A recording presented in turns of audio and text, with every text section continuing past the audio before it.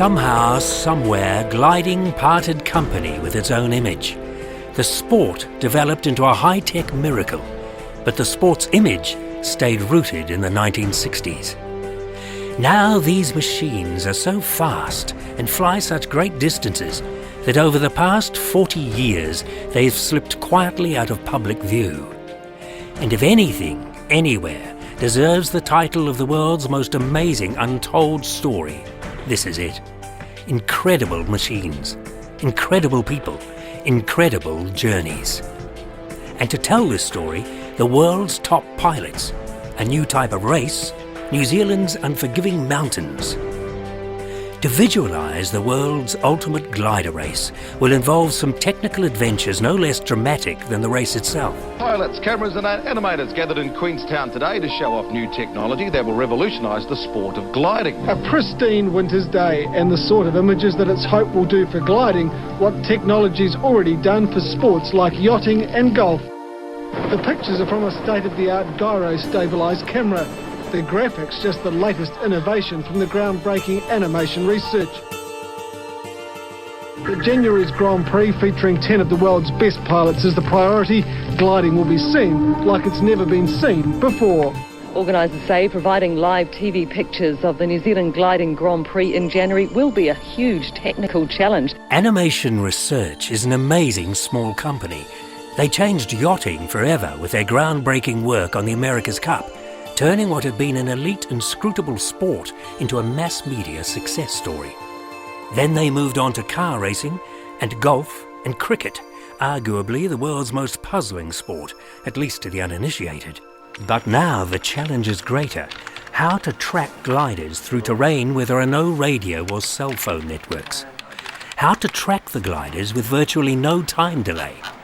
How to show the complex strategies that the world's top pilots will use to beat each other. In this event we've got the third dimension. It's all about altitude, who has the more altitude. It's not necessarily about distance to the finish anymore, so we've got to try and convey the information that we're getting back, which is positional, into some sort of sense that the viewer can get an idea of what's happening in the event, who's in a better position, not necessarily closest to the finish.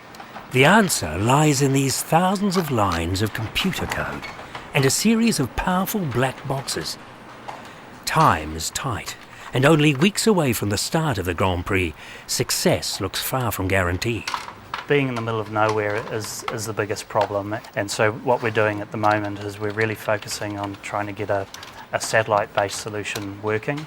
That doesn't mean that just because we're now sending our signals up into space that the problems are resolved. Far from it. As soon as the gliders are tipping on their side, then they're now sending the signals out sideways, and so this is a significant problem to the performance of the network. And to play host to this competition, a dusty town in the middle of nowhere, Omarama. This is where the best soaring in the world takes place, a place to inspire both excitement and fear. The world's top gliding nations have sent their best pilot, a pilot who could come to Omarama and not be intimidated by the mountains or the other pilots.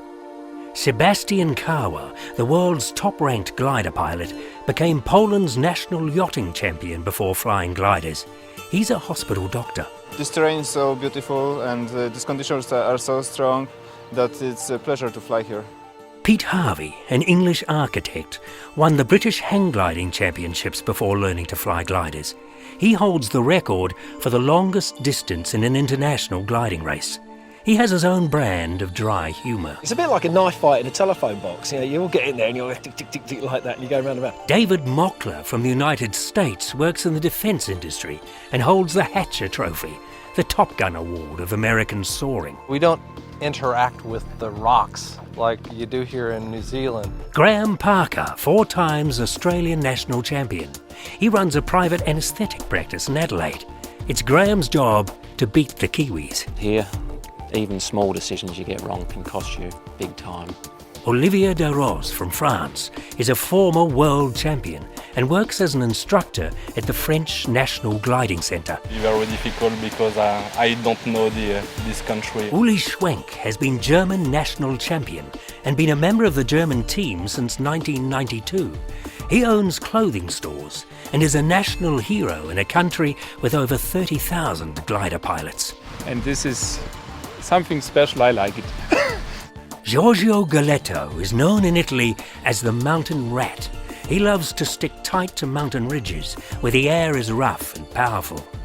Giorgio has been a world champion. Glider sport is a very spectacular sport, but only for the pilot. And for the first time, the women's world champion, Mette Pedersen, will fly against men. She's from Denmark and only 28 years old. It's very clear to see who's used to flying here and who's not. New Zealander John Coots is the world 15-metre champion. He's a property developer who lives in South Africa with his new wife and baby son. He's 30 years old. Just go as fast as I can, that's the only tactic there is. Ben Fluitt is 32 years old and works as a manager of computer data centres in Auckland, New Zealand. He's the only pilot here not to have won a national or world title in his own right. This is, without a doubt, the most exciting flying I've ever been involved in. And Terry Delore, a carpet dealer from Christchurch in New Zealand's South Island. Terry holds multiple world records and is Steve Fawcett's current gliding partner for world record attempts. Well, anything beats coming last, you know. The boss, Bob Henderson, president of the International Gliding Commission and a pioneer of the new Grand Prix race format. It's a new event for gliding. We've been trialling the gliding product for 4 years and this year it's in full swing. What's particularly unique for Amerima is it's the first time we've tried to bring together the technology to be able to show the gliding to spectators and to the media. Peter Newport is a TV producer and glider pilot. What they experience is almost beyond our imagination, and it seems to me just totally wasted that they have these experiences and none of us see it. So the thing that intrigues me is if we can not only tell their story but show it, it makes these guys overnight extrovert sports heroes. Many days of practice are needed just to get used to the landscape, the turn points, the traps and the dead ends. Everyone's earned their place here. Obviously Ben, myself and Terry have more experience in them, but especially the European pilots, they learn very quickly. I'm here trying to learn all the nuances and the techniques and the technical routes through these mountains because it is a very, very special place. Each day saw a different pilot win. The field was perfectly balanced as the public racing days approached. There was a feeling here that something special was about to happen. To date, it has been a sport with a beginning and an end, but with the middle part missing. And it's that middle bit, the flying at high speeds with no engine, less than a wingspan from the ground, which represents the essence of flight and an intriguing aspect of the human spirit.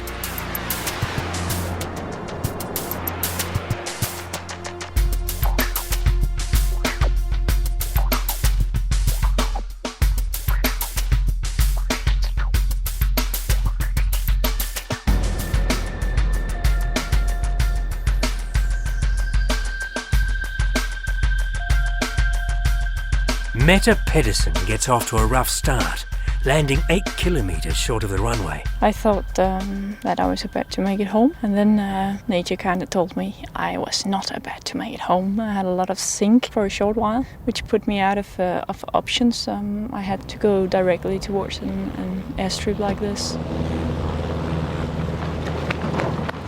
And then the next day, she manages to damage her glider, even before the public racing has begun. It looks, damaged, but it is the rudder. It's not like the wings or a surface that will carry me. If Dave thinks it's okay, I trust him.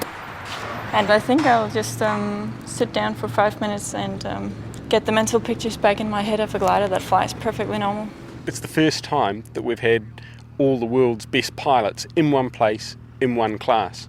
Well, we've had 4 winners in 4 days, so you're not going to be able to tell from day to day whose number's going to come up. If I flew at the most aggressive I could, I still wouldn't be matching these guys. 2 days ago, I stalked Ben Fluitt, and he didn't know I was behind him. So for the last 60 kilometres, I'm stalking him, and I got right behind him, so I'm 50 metres behind him. He doesn't know I'm there. And we get the last turn point, and we've got 6 kilometres to come to the field. So the only way I can get him is at the last moment to pounce and take him. And we went around the last turn point and he went just 100 metres too wide. So I thought, that's it, And I dived in, put it on the deck, and just went as fast as I possibly could for the line, and he was behind. And I thought, I got him. And as we got closer and closer and closer, I could see him getting in there. I was getting there, and he got me by probably 10 metres over the line. Yeah, the score was 1 second. It was less than a second. But that was real, absolute racing, as close as we could possibly get. You lead them all on down a blind alley to 500 feet in the middle of nowhere. Off cruise home. Do you reckon I should? Don't reckon there's a hope in hell of you doing that. No, we could do. ABC Australia's Special Projects Division have 30 cameras to squeeze into the glider cockpits. The intention for us is to put 3 cameras in each glider. Again, we'll work with you guys to make sure that it's minimum impact so that you're not aware of all the gear in there. And at the moment, the TV gear is so powerful that it is wiping out the computers which the pilots need to fly and navigate. Later in the day, 2 helicopters arrive. One carries a military-inspired camera which uses cruise missile technology to allow incredible stability in the roughest conditions. New Zealander Peter Thompson developed the system, and his company, Aeroptics, hopes the gliding Grand Prix will see his gear used as never before. The next challenge is to figure out how the choppers can keep up with the gliders. G. Dale is a world-class instructor. 560 knots, and they'll fly a circle which is a couple of 100 metres across, so quite a small circle. He's going along to keep the choppers out of trouble and up with the race. You might be doing, say, 100 along a ridge line, and you tuck in really close to get a look. If they find a good thermal, they'll just go whammer, and if you're there, you're in the danger area. But Ben Fluitt has issues with the TV gear disrupting his essential flight and navigation systems. It was working, and then it dropped the sats. So these are the 3 antennas effectively, 1, 2, 3. I'm one of the 2 gliders that's got the GPSs in the new configuration. Yeah. I'm having trouble with satellites dropping out. If anything happens, you just switch it off. Yeah. I agree with that, but my concern is that switching it off may not fix the problem. Eventually, the grid is launched. Ben's problems continue, but the decision is made. The race is on. Ben turns his animation research gear off. He'll be invisible in terms of real-time graphics, but visible to the helicopter camera and onboard minicams. Start in 10, 9, 8, 7, 6, 5, 4, 3, 2, 1, go. Okay, they're on their way. John Coots through the start first. Each race is around 250 kilometres. Race tactics are deceptively simple. Gamble speed and height in order to cross the finish line first. The top guys will be at 5,500, 6,000, wouldn't you say, Kirk?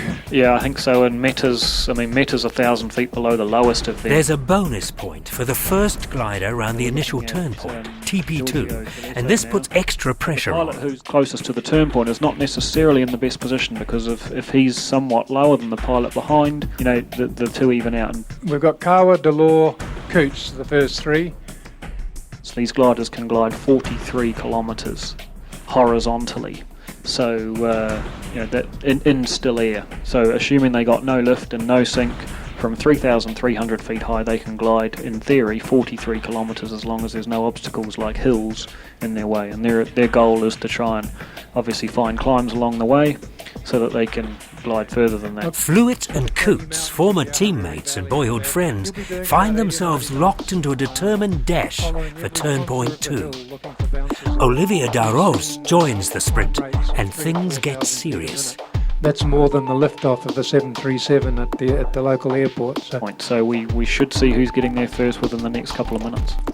Okay, that sounds pretty good. And you can see Coots now. He's actually put the speed on to make sure he gets that bonus point. He really going 300 kilometres an hour. He's going like crazy for the bonus point. But John Coots' enthusiasm for the extra point leaves him low on energy and height. Should be a bonus point to Coots, which could be very vital in the race when he's only 3 points behind. Coots, DeRose and Parker. But Coots is still low. An early dash for the bonus point can have disastrous results. Okay, we believe that this is showing us... The field then splits, most heading north up the Hunter Range, just to the east of Lake Howea.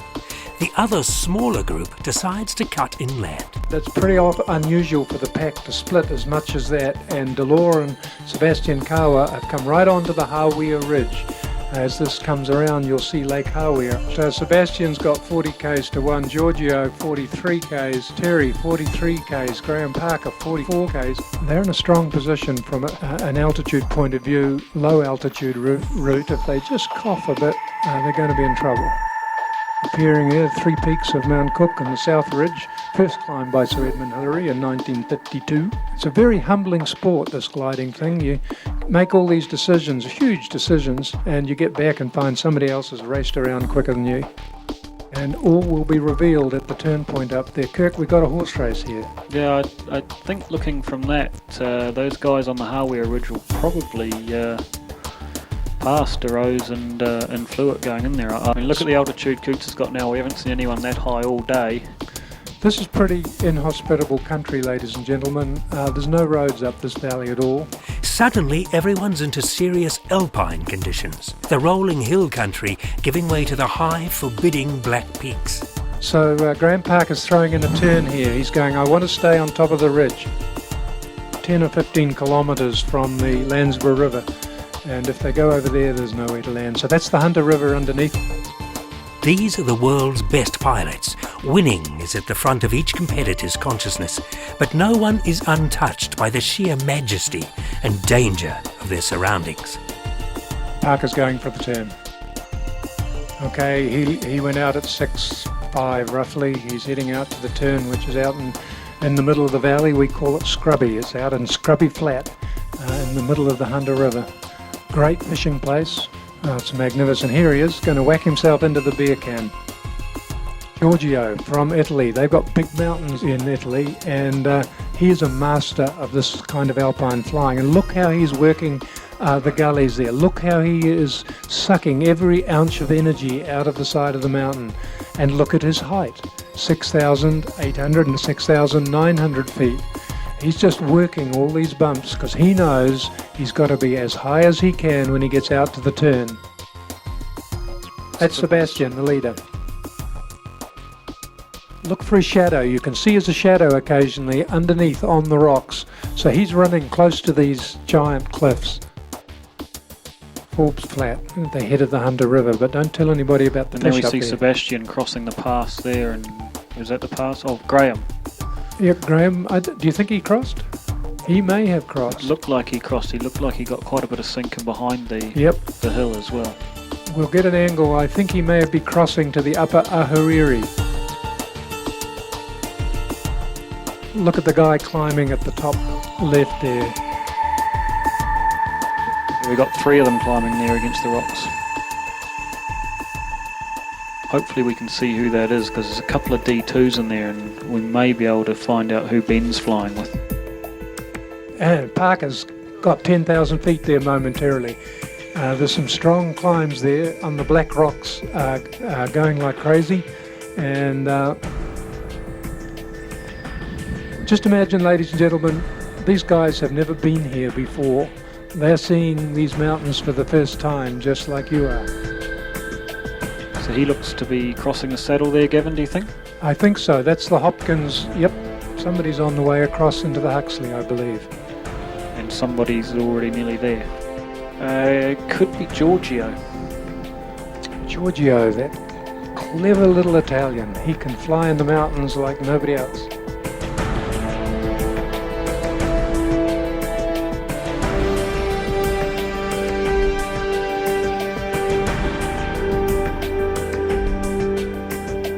See him diving over the saddle there in the sink, picking up speed in the sink, and look how much height they're losing there, just in the severe sink behind the mountain.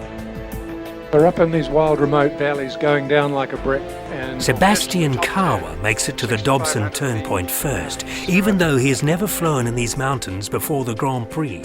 Hot on his tail, Ben Fluid and Giorgio Galetto. You'll probably find he's even slowed down there a bit, Gavin, to take a photo. Yeah, he'll be taking pictures right now. Now it's a dash back to Omarama, with only a final control point to negotiate. Uli Schwenk behind, and Graham Parker's pretty close in there. They think they're more even-tempered. So these guys are now in the central Ben Ohau range. Notice how the scenery's changed. We're now in the big gravel pits of the Ben Ohau range. Fluit, Kawa and Galeto are now locked in mortal combat. Each has a computer giving the ideal high-speed glide slope back to the finish line. The gamble is now beat the computer. It's definitely Fluit and Giorgio 1-2. It's going to be a good race home. The Discus 2s, which is what both Ben and Giorgio are flying, have a very slight edge. Yeah, the shadows are on the ground. He's in second place in distance, but he's got the height on Ben at the moment, so that's right. Finishes, look at that. They're going for it, and that's Giorgio. He's the mountain rat from Italy. He knows how to work every rock. So here you go. So when they come off the end of these hills, which they'll follow all the way to the end, they'll be going 250 kph to get here. Ultimately, this race will be won or lost on instinct. Kawa starts to lose ground. Galeto and Fluit are locked, neck and neck. They've wasted energy. Lake Pukaki in the background there. Twizel will be just out of sight to the right. You can see how bouncy the air is there. Giorgio's got the height as he heads towards Omarama.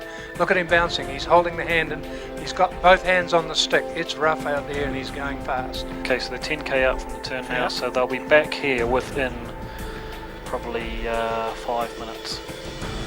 As the final control point approaches, Fluit gambles that the GPS system has a delay of 1 or 2 seconds, enough to get him legally through the turn. Galeto waits for computer confirmation of the turn point and loses 2 seconds.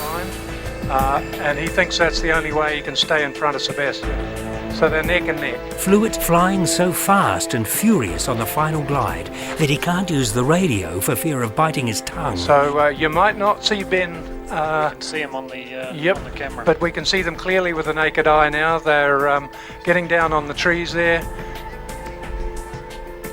Okay, so they're all coming in directly, one after the other. The two gliders streak for the finish line. Kawa drifting further behind in his LS8, which cannot match the two Discus on final glide.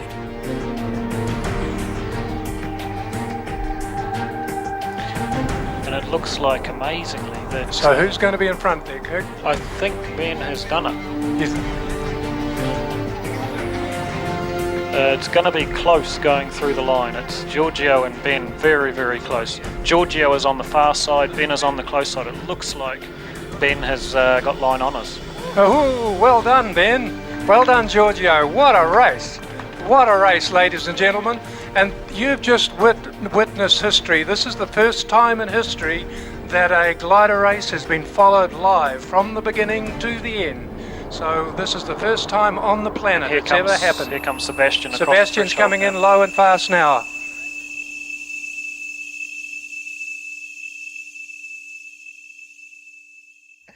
I was leading after the last turning point in the mountain. I saw Ben coming from the on the slope, on the ridge, and I tried, but it was impossible. Came onto the Hunter Ridge and I saw all these guys in front of me, and I just flew absolutely as fast as I bloody well could. Ben was going for the point, so I thought, no, I'll take the point. That was a pretty big mistake, so maybe you could say I've had my mistake for the competition. I was full water. Full water? Full. So, I'm happy now, because I couldn't. Yes. For me it was very frustrating to be in the lead for 5 kilometers ahead of the rest of the gang, and then being passed just kilometers before the finish line. On the ridges was fantastic. Taking 1, 2 gliders, 3 gliders. You came past me on the ridge and I thought, he's going to get me, because you had 300 feet at one point. Yes, faster was the right thing to go on the ridge. Did you see at the end the helicopter couldn't keep up with us? Yes, I heard the noise. Yes. Yeah. If I flew it the most aggressive I could, I still wouldn't be matching these guys. Sebastian, everybody. But in the life you have always a surprise. Yeah. There is a blind chicken coming. The problem is that all these gliders are speed limited, and you're flying in extreme turbulence right up against the red line of the gliders, i.e. the speed that you're not allowed to exceed. And there's banging, crashing, there's stuff flying all around the cockpit, and you've got a guy sitting a couple of metres off your left wing, and you're trying to beat him, and he's trying to beat you, and you're sort of looking at each other, and you can see the stuff flying around in his cockpit. It's pretty exciting, Standard European practice to put the glider on the deck that's 5 feet off the ground at 5 kilometres out at 140 knots and coming in under ground effect. 5 kilometres out here to the west behind me, there's nothing but briar bushes and riverbed. If it doesn't work out, you will most certainly destroy the glider, and there's a pretty good chance that you'll be taken away in a wooden box. So it's not my cup of tea. I'm not doing this. I can't push that hard. This animation on HIC, we don't lose any sats.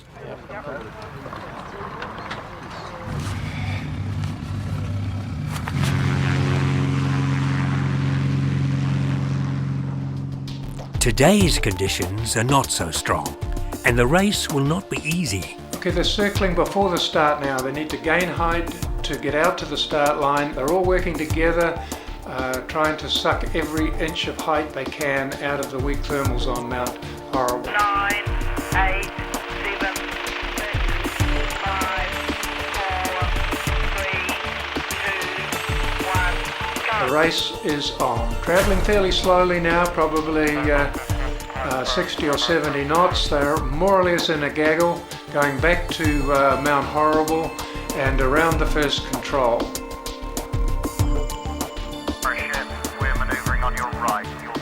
Now the weatherman said today that the thermals would be very weak, and this means the pilots are going to have to spend quite a lot of time climbing in the gentle thermals. And we've got our fingers crossed indeed that the day will hold out in these weak thermals and they'll be able to complete the task.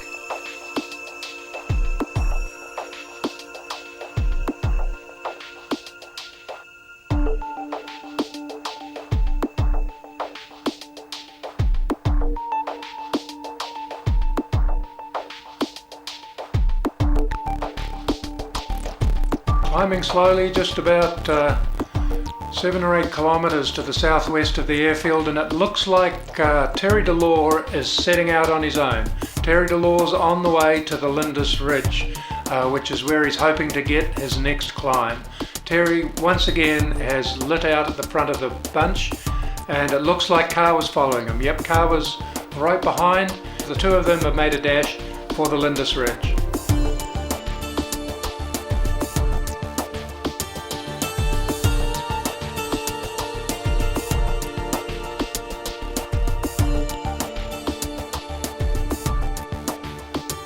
Terry coming onto the Lindis Ridge now, just under the top of the ridge. Kawa's come quite close behind him. Kawa's had a better run than Terry to the Lindis Ridge. The rest of the gaggle are following. Yep, the rest of the gaggle are hot on their heels, all as one group.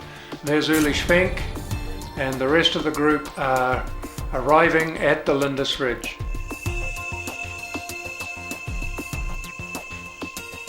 The group is circling on the Lindis Ridge, slowly climbing to cross the ranges to the northwest and to the next turn point at the dingle.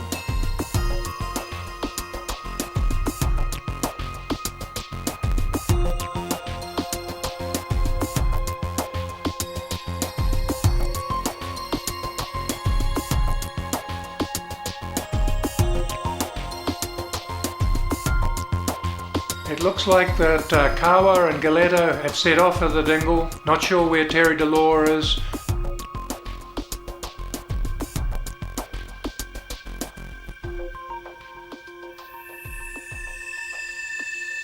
Now they're crossing into the dingle, and notice the high cloud that's building up. That's not a good sign for them. The problem with the high cloud is that it cuts off the sun, and if there's any less sun than there is now, these guys are going to be in trouble because there's not going to be enough heat, not enough thermals. The group's spreading out as the conditions get difficult. Taking several different routes, the group now is in Timaru Creek trying to make into the dingle. Schwenk passing through the low saddle into the dingle with the turn point just behind, but he's not very high. He needs to get high on these ridges in order to maintain progress in this weak lift. Schwenk and Kawa are through the Dingleburn. They are heading onto the Hunter Ridge, and that's a fairly unusual choice. I think that the next turn point is further to the right of this photograph, and they would do better if they were on the ridge to the east of them. The high cloud is coming over. Conditions are not looking that good ahead of them. De Rose is heading for Wanaka, so he's out of the race. Kawa heading up the Hunter Ridge. He's struggling here a bit. I'm not sure what he hopes to achieve because the mountains at the head of this ridge are high and he needs to be right on top of the ridge, and there's not many places to land up there. You can see it's a big lake underneath him and then there's a very remote valley. They won't be getting any heat off the cold lake, so it's not a great place for them to be. Looks like Schwenk has turned around. Looks like Schwenk has realised that the Hunter Ridge is no good and is heading back towards the dingle. Giorgio Galetto, he's heading onto the Hunter Ridge. And look, Kawa has turned. Kawa has turned near the top of the lake. He's heading back towards the dingle. That's a good move, I'd say. He can come back to join Uli Schwenk at the Dingleburn strip. Kawa's on a reciprocal heading to Galetto. I hope they can see each other. This is getting pretty exciting. I don't believe it. Kawa's turning. Kawa's turning, going back up the Hunter Valley. He can't bear to let Galetto get ahead of him.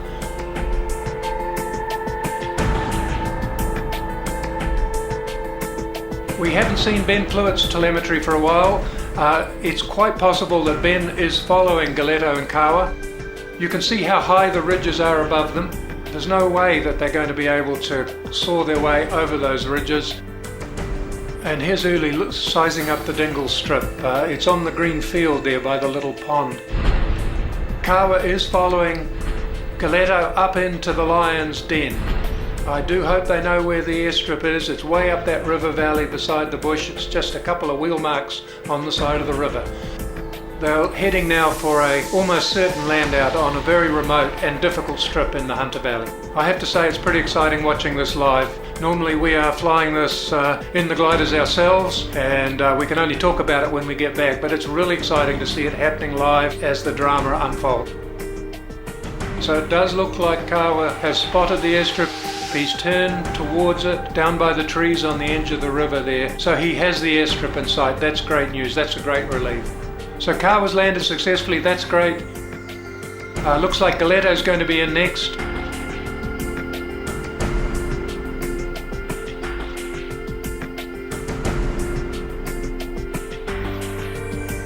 Fluitt suddenly come up, and he is heading into the Hunter Valley strip as well.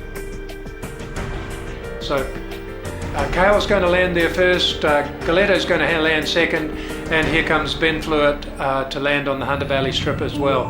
That'll be a record. There's never been 3 gliders landed on that strip before. Another piece of gliding history, a mass land-out covered by the TV technology in the most remote and challenging locations. Tow planes were launched for the multiple retrieve even before the gliders had actually landed out at the Hunter and the Dingle strips. Prior to live coverage of the race, it would have taken many hours to find the gliders and know that everyone was down safely. Pete Harvey landing on the Dingle strip, so there's another one down, a nice big safe place to land.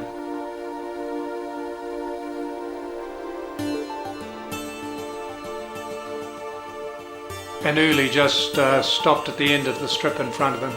These locations are 10 hours return by road from Omarama. The TV coverage allowed almost instant aerotow retrieves during daylight hours.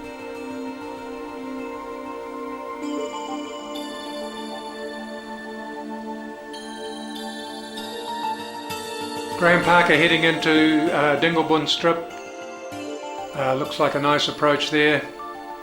950 yards long with about a gentle uphill gradient. It's as good a airstrip as you can get to land on around here.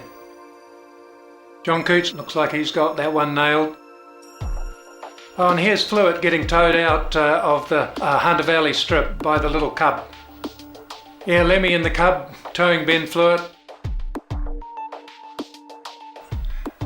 John Coots landing on the Dingle Strip. Fine view of Hawea beneath the Cub and Benfluet as they head for home.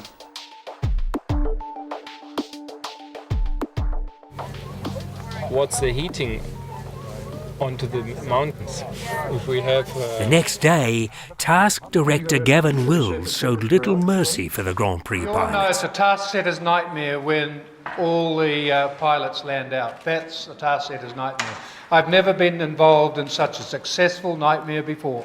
I like to challenge them. I'm a glider guide and I love these people to have great fun and have a challenge in this landscape. That's what's important to me. And I like to set them little puzzles, but at the same time I like them to come home and say, Gavin, I really enjoyed that. It was tough, but I really enjoyed that. 2 opportunities to get it wrong. It's just horrible. It's an evil task. because you always need 3 possibilities. If one is not, I can't do, I must have a second, and better is to have a third. If you haven't made a decision inside the last 30 seconds, then you're probably goofing off a bit. And if you haven't made a major decision in the last 5 minutes, then you seriously need to wake up a bit. And we do need you to sign off that you have received and understood your instructions.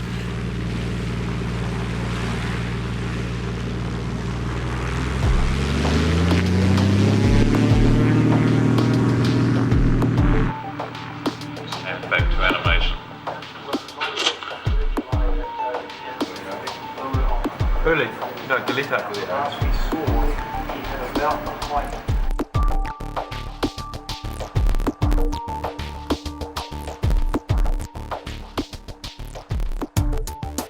With only 2 days racing to go, Fluet leads, but needs to watch out for Galetto. We've just been through the start line and looking up to turn point 1, which is on the shores of Lake Pukaki. So they've got about 25 k's to run. And they come back overhead Amarama, and that's the first double leg of their journey. Turn point 3 is, you can just see it in the head of the Hunter River and cross all those ridges. 1, 2, 3, 4, 5 mountain ridges. Turn point 4 is at Lentana at the head of Lake Pukaki. They have some very rugged and snowy peaks to cross. Turn point 5 is in that long flat saddle, but it's only about 10 kilometres northwest of us. Turn point 6 is about 8 k's to the east of the airfield here. They will be finishing this time from the east, coming out of Totra Peak in the Benmore Range for a final dash into the finish line. Today, conditions look strong. 3, 2, 1, go. They're up and running, and somebody turning back there, he may have been across the line. They get a penalty if they're over the line too early, but they can rectify that penalty by coming back to the line. There's Sebastian Kawa, 3,600 feet. He's out in front. The other guys have turned back and are hooking into a climb. Uli's climbing through 3,900. Sebastian's move not stopping there may have actually pushed him further ahead. It depends how much height they got out of that thermal and how strong the next thermal is that they eventually stop it. Gliders, they have an LD, that's a glide ratio of about 1 in 43. So that's 3,000 feet above here. They can reach 43 kilometres before they have to land, so they go a long way. That's John Cootes climbing up on Benmore. It really just depends if Terry pulls into a good climb up the road, he'll gain that height back very quickly, and looks like Uli's pretty much stationary climbing there.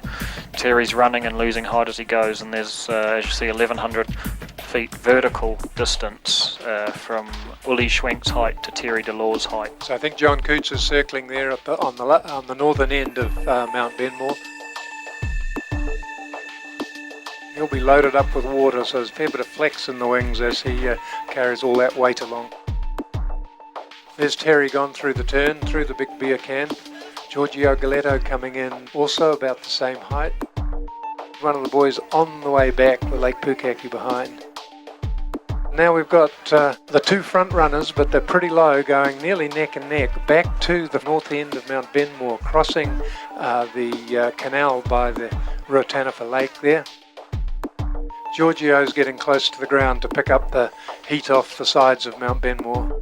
It's Pete Harvey. He's done well, hasn't he, Kirk? He's back there.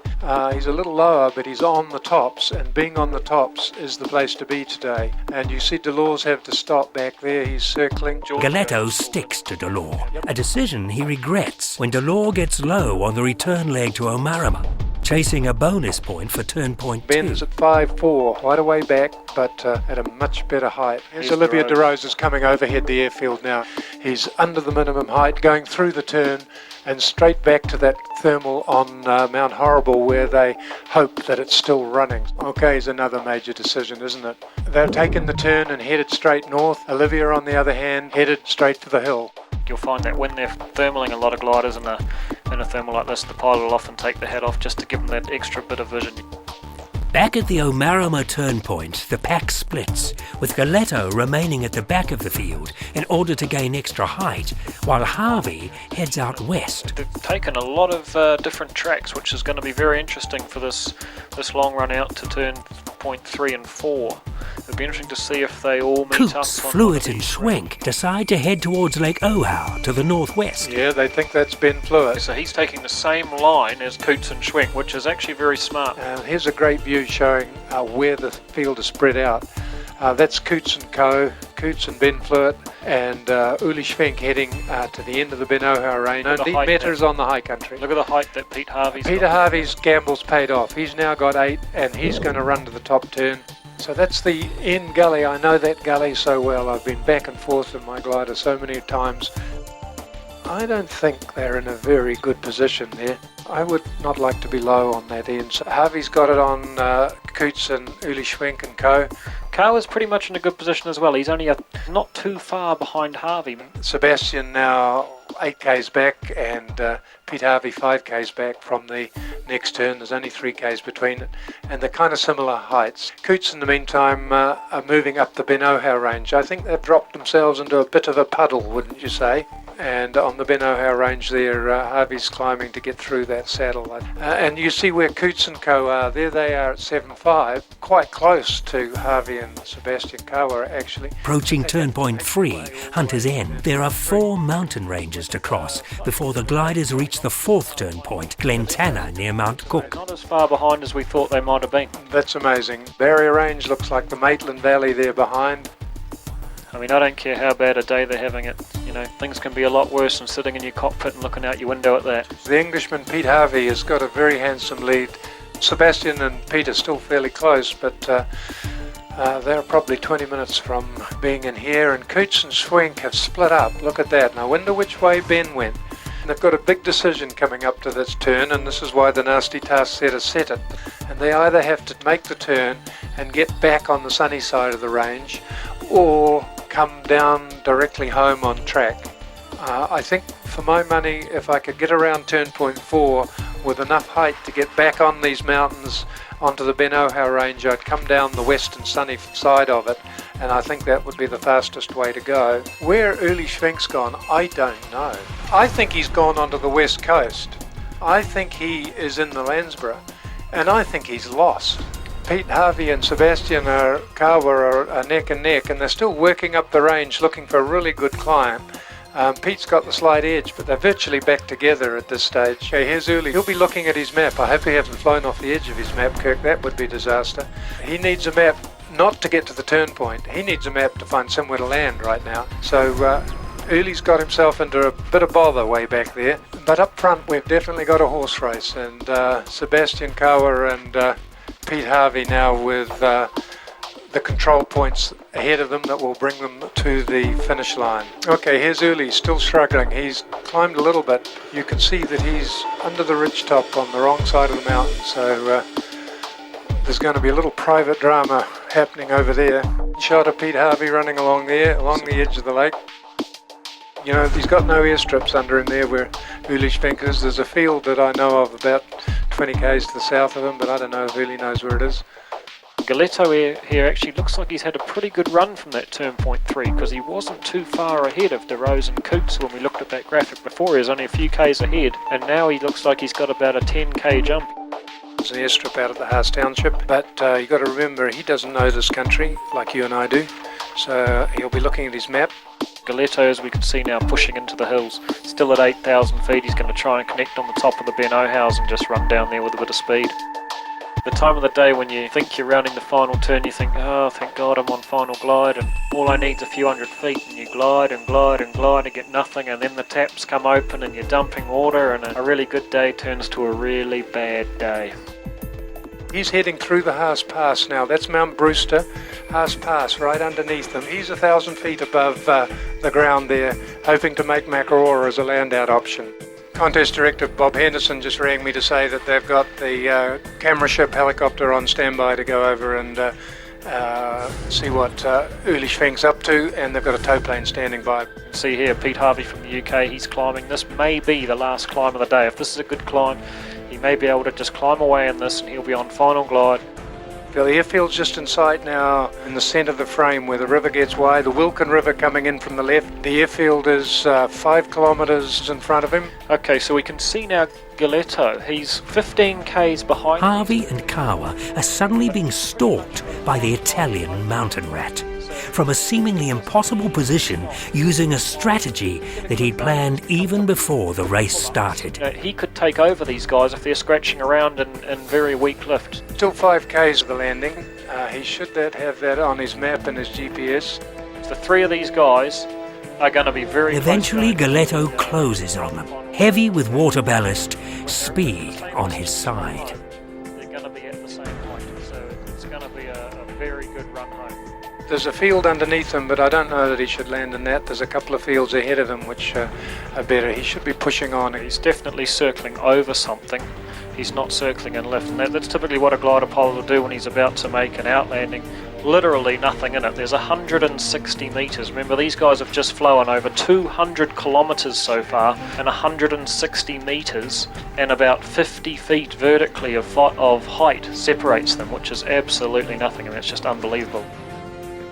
It's slightly higher than the height they started at, so if you kind of train your eyes for that kind of direction and that kind of height, they're coming into the turn right now, so they've got about 3,500 feet above the airfield to do 25 kilometres, which should be ample. Isn't it dramatic when you think that, 3 minutes ago they were neck and neck, and now he's pulled out 1.5 kilometres? What that's telling me, Jim, is that Giorgio is still full of water.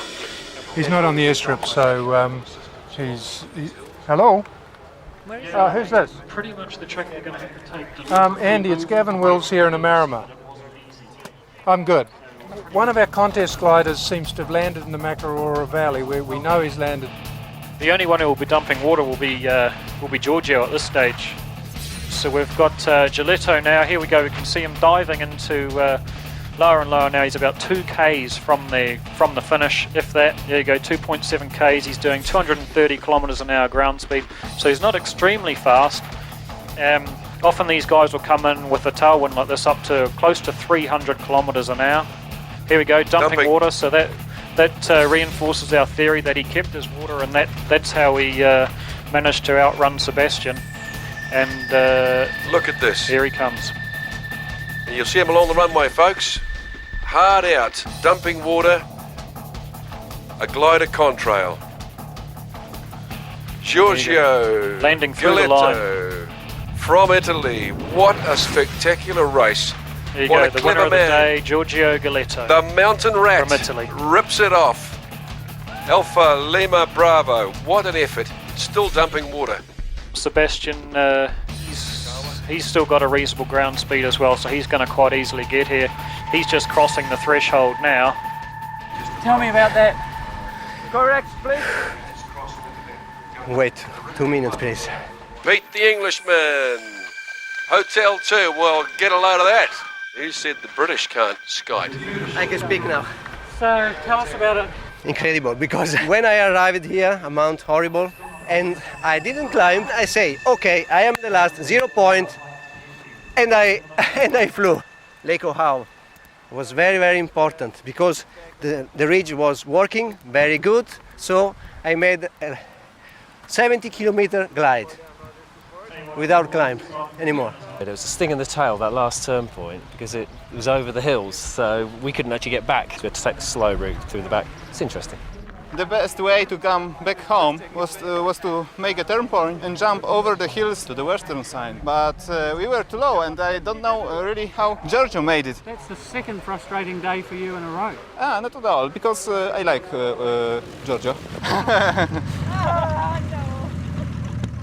Here in my heart, I was exciting, but I know he's a very, very good pilot, and he does nothing which is unsafe. Aber ich sag doch. There's a drama. Oh my God! Everybody sees these stupid things. It's always an adventure to be in New Zealand. And this was really a big one. The first saddle was low, no problem to overfly. And I thought the rocks were exactly 90 degrees for the sunlight. Yeah. So it should work. But no. But no. And then I was like in a prison. And you could see the cold air mass coming in from the coast. And when I saw I'm under the line of this air mass, shit happens. Did you make your... The final day. Breakfast with the enemy. The mountains glowering outside the airfield hotel. At the briefing, Uli's saga features. Riverbed, 28th of January, the Uli the Legend swim. We were told the gliders, it's in a paddock, everything's fine. There's not much grass here. We thought we should now have the Uli Sphinx Trophy for outrageous outlandings, which is going to be presented annually by Glider Merrimer, and you are the first person to sign it.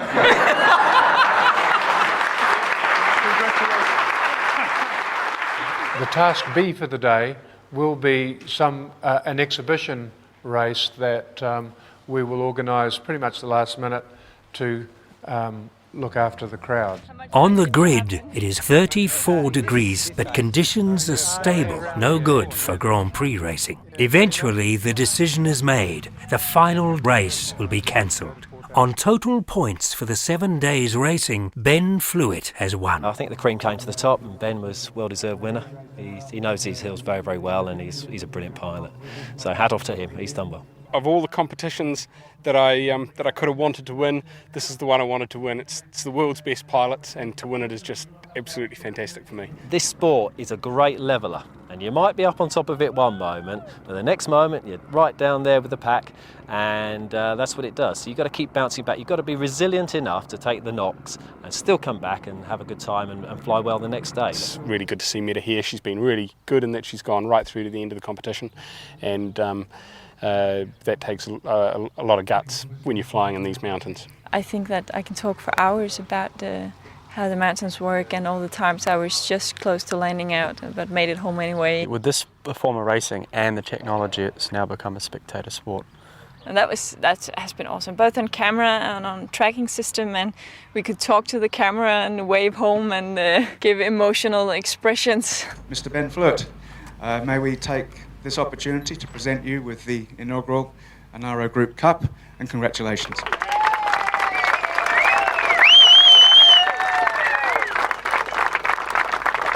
I'll now ask Ian to present Ben with the biggest prize in gliding history, 10,000 New Zealand dollars from Anaro Investments to Ben Fluitt. Congratulations.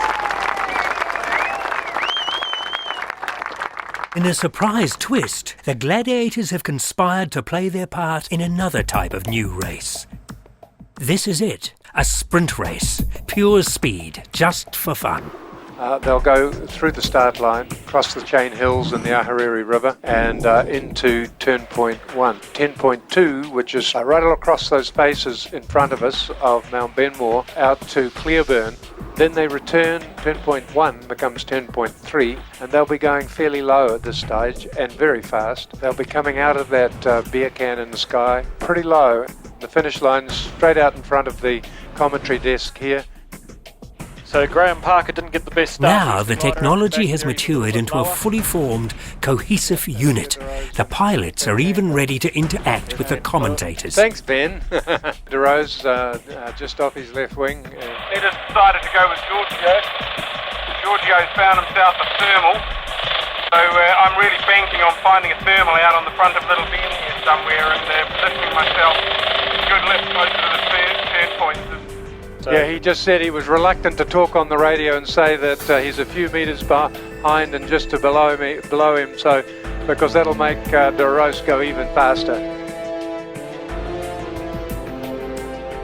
I'd say he's becoming quite well set up to have a pretty fast finish around the final turn. Anyone who was here yesterday will use this turn point. Yesterday, there we go, the first gliders turned the turn. Look at the rate of roll that they're putting on to turn that turn. It's more than a 90-degree turn they have to turn. It's probably about 110, 120 degrees. Giorgio's going into ground effect now. The other two will follow. You can Look see at the their shadows on the ground on the big screen. They're right on the green. In order to get home, they've got to be right on the ground and ground effect. Okay, so they're pulling up over some power lines, pushing forward again.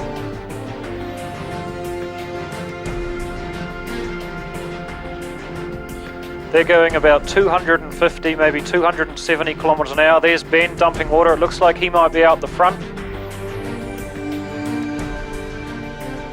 The second group of gladiators crossed their start line within minutes of the first race finishing. 4, 3, 2, 1, go. And they're racing. If Terry goes out for it, I think John will probably follow, John Coots. And then kind of get in there. Look out the back behind Uli Schwenk. On the big screen. Uli, have you got There's a glider right behind them. That's how close they're flying. Look, here we go. We're turning the first turn now. A different path doesn't necessarily mean you drop behind. There's a close-up on Uli Schwenk and 3 Yankee racing along the hill there under Totra Peak. There's Sebastian Kawa. Okay, so there's Terry. He's looking a bit busier in his cockpit now. At the top of the hills is where the best lift's going to be today. Just the thermals slowly drifting up the sides of the hills and popping off at the top. We'll see whether he can turn that height advantage into a distance and speed advantage shortly. That's a pretty cool shot. So that's the view he's got back towards the final turn before home. Uli Schwenk there going for it. Sebastian Kawa, he still hasn't gone around that second turn yet. It's still anybody's race, but Coots is out in front. It's going to be interesting to see what happens. You can see Coots just out Pete Harvey's view there. Pete Harvey's glider. But have those guys just turned the turn? Did we see that? Yep, round the turn, they're on the final run in. There's 2 of them below the helicopter going like crazy. I can see them with the naked eye now. There he goes, Terry Delore over the top. Yeah, out to the north. Terry's got his aeroplane upside down. He can't help himself. Okay, so it looks like Coots has got maybe, 500 metre lead over Harvey there, Gavin? Yeah, it looks like that. So he's... Should be pretty comfortable at this stage. Certainly not going to be as tight as that last one. The boys are coming in close and hard and fast. Coming on the finish line right on the deck. 250 kph. The winner of this race, John Coots from New Zealand. And number 2 in, Pete Harvey. The second sprint race confirmed that this was a glimpse of another future. Short, fast and entertaining races which can complement the longer Grand Prix tasks. Not sure if he's going to land straight in or do a fly past. Looks like he might do a fly past, Gavin. Yeah, he's got a lot of energy on there, going pretty fast. Very smooth pilot. Look at he is right on the deck there. Here he comes. Third equal in the competition overall as well. Isn't that a beautiful machine? I'm very proud to be a part of this watershed moment in gliding history. We've been running around on the ground for 2 million years. We've been floating on the ocean for 10,000 years. We've been in the air for about 100. So flying is new, the sport of gliding is very new, and the human consciousness about flying is quite limited. People understand boat races, people understand races on the ground, but now with this technology we're able to bring them for the first time races in the sky. For those of us that have been racing for years in the sky, it's really exciting to be able to bring to our friends and family and others and say, look, this is what I do, and this is why it's so fantastic, and that's why I go flying every weekend, and that's why I'm so excited about the sport. And for the first time, this Grand Prix concept is bringing the sport into the homes of our friends and families and other human beings.